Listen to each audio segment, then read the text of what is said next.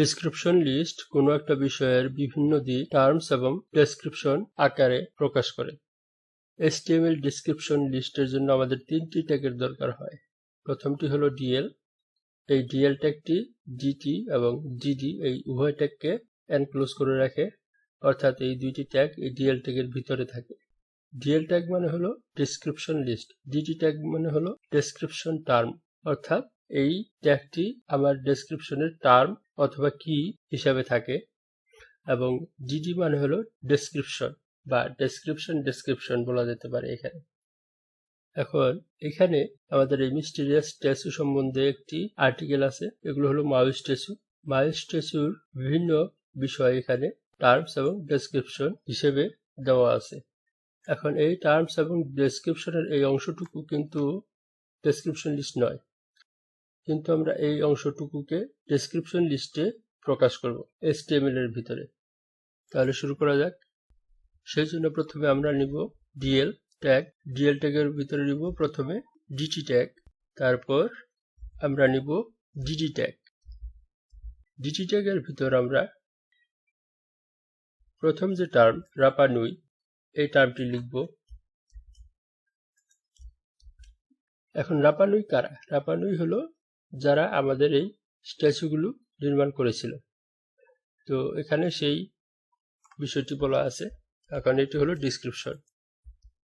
সেই আমার আগেই বলা উচিত ছিল, আর্টিকেলটির টাইটেল হলো HTML ডেসক্রিপশন লিস্ট এবং H1 হলো অ্যাবাউট মিস্টিরিয়াস মাউস স্ট্যাচুস।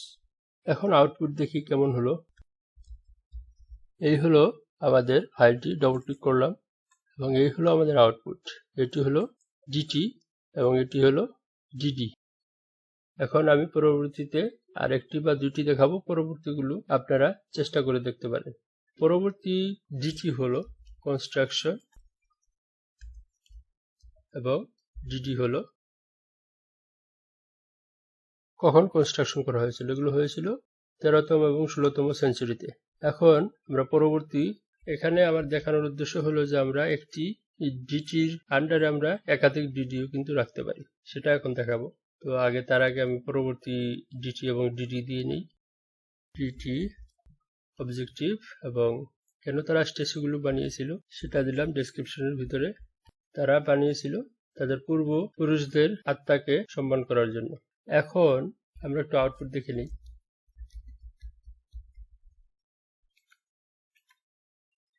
এই হলো আমাদের আউটপুট। এখন আমি যেটা বলতে চাচ্ছিলাম যে আমরা একাধিক ডিটি কিন্তু আমরা একটি ডিটির নিচে রাখতে পারি, এবং সেই ক্ষেত্রে আমরা যদি ডিটি এখানে অবজেক্টিভ এটা মুছে দিই, সেভ, দেখুন এটা যদি রিলোড দেই তাহলে দেখুন একটি টার্মস কিন্তু দুইটি ডেসক্রিপশন। তো এই হলো কনসেপ্ট, আপনারা আশা করি বুঝতে পেরেছেন। বাকি টার্মস এন্ড ডেসক্রিপশন গুলো আপনারা নিজেরা ট্রাই করতে পারেন। এখন কেন আমরা ডেসক্রিপশন লিস্ট ইউজ করব, এটার উপকারিতা কি? প্রথম কথা হলো আমরা বিষয়বস্তুটি ইজিলি বুঝতে পারি, যেহেতু টার্মস এবং ডেফিনিশন আকারে দেওয়া আছে। দ্বিতীয় কথা হলো এটা সিএসএস দ্বারা এই টার্মস এন্ড ডেসক্রিপশন গুলো ডিজাইন করতে খুব সহজ হয়। আমরা যেহেতু সিএসএস এখনো স্টাডি করিনি, আমি অ্যাপ্লাই করে দেখাবো না, কিন্তু কনসেপ্ট বোঝানোর চেষ্টা করব। ধরুন এখানে সবগুলো ডিটি আছে, এগুলো যদি চান আপনারা এই ডিটি এই টার্মের উপর নির্ভর করে সবগুলো ডিটিকে, ধরুন ব্লু কালার ফন্ট কালার, আবার সবগুলো ডিটিকে হয়তো আপনি যে ডেসক্রিপশন গুলো আছে এগুলো রেড কালার করে দিতে পারেন। সুতরাং এটা হলো স্টাইলিং এর সুবিধা।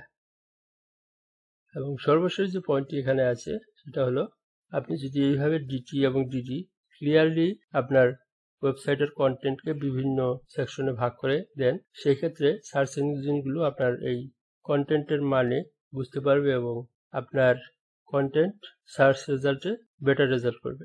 তো এই হলো আমাদের HTML ডেসক্রিপশন লিস্ট নিয়ে আলোচনা। সবাইকে ধন্যবাদ।